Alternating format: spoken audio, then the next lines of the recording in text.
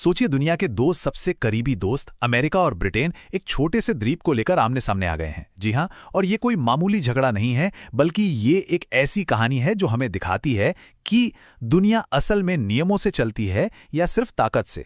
तो सवाल ये उठता है कि आखिर एक छोटा सा दूर दराज का द्वीप अचानक से अमेरिका और यूके जैसी महाशक्तियों के बीच दरार का कारण कैसे बन गया? चलिए इस पूरे विवाद की जड़ में चलते हैं और सबसे पहले इसी द्वीप को समझते हैं।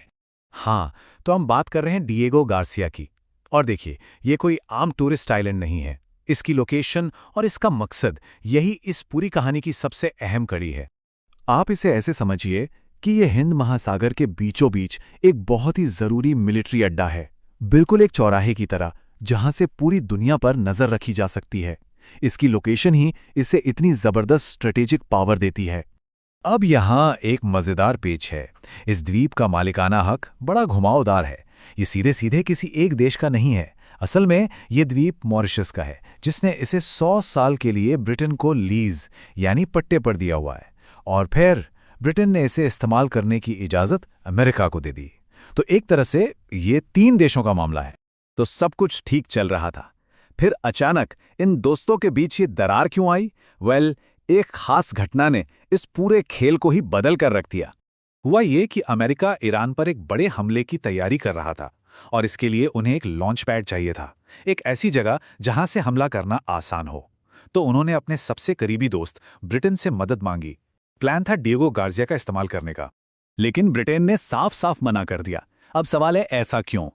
वजह सीधी थी, ईरान ने खुली धमकी दे दी थी कि अगर अमेरिका ने हमला किया तो वो सीधा डिएगो गार्सिया को निशाना बनाएगा।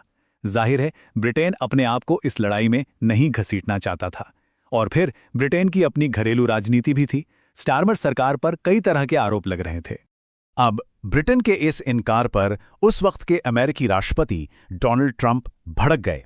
उन्होंने इसे निजी तौर पर लिया और पूरे मामले को पब्लिक कर दिया। ट्रंप ने सीधे सीधे यूके के प्रधानमंत्री को निशाना बनाया। उनका तर्क बड़ा सीधा था कि जब देश की सुरक्षा का सवाल हो तो ये लीज वीज के कागजात कोई मायने नहीं रखते। मतलब दोस्ती और समझौते एक तरफ और देश का हित एक तरफ। उन्होंने अपने social media platform truth social पर साफ साफ लिखा, do not give away Diego Garcia.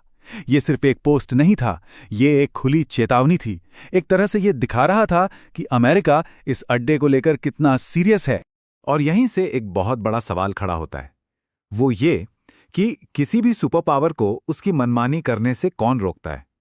अगर ताकतवर देश जो चाहे वो बस छीन सकता है, तो फिर इन अंतर्राष्ट्रीय नियमों और समझौतों का मतलब ही क्या है? तो देखिए, ये जो पूरा झगड़ा है ना, ये हमें दुनिया को देखने के 2 एकदम अलग अलग नजरियों के बारे में बताता है। एक नजरिया है नियम आधारित व्यवस्था का, मतलब दुनिया संधियों और समझौतों से चलेगी, सब देश कानूनों का पालन करेंगे। और दूसरा नजरिया है शक्ति की राजनीति का। यहां सैन्य और आर्थिक ताकत ही सब कुछ है, राष्ट्रीय हित सबसे ऊपर है, समझौतों से भी बढ़ के। यहां सबसे ताकतवर देश जो चाहे वो कर सकता है। ये जो शक्ति की राजनीति वाली सोच है ना, इसको हमारी एक पुरानी कहावत बहुत अच्छे से समझाती है, जिसकी लाठी उसकी भैंस। बस जिसके पास पावर है वही सही है। अब जरा सोचिए, अगर जिसकी लाठी उसकी भैंस वाला नियम चलने लगे तो क्या होगा? इसका एक डोमिनो इफेक्ट हो सकता है। मान लीजिए अमेरिका जबरदस्ती डिएगो गार्सिया पर कब्जा कर लेता है, तो फिर अमेरिका और चीन जैसे देशों में क्या फर्क रह जाएगा जिन पर जमीन हड़पने के आरोप लगते हैं? इससे तो चीन को ताइवान पर कब्जा करने का एक और बहाना मिल जाएगा, और धीरे धीरे ये पूरी नियम आधारित व्यवस्था ही खत्म हो जाएगी, जिससे पूरी दुनिया में अस्थिरता फैल जाएगी।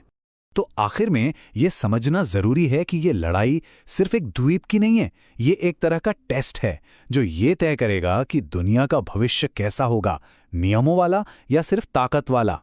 तो ये पूरा मामला हमें एक बहुत ही गहरे सवाल पर लाकर छोड़ देता है। जब ताकत ही एक लौता नियम बन जाए तो फिर नियम बनाएगा कौन?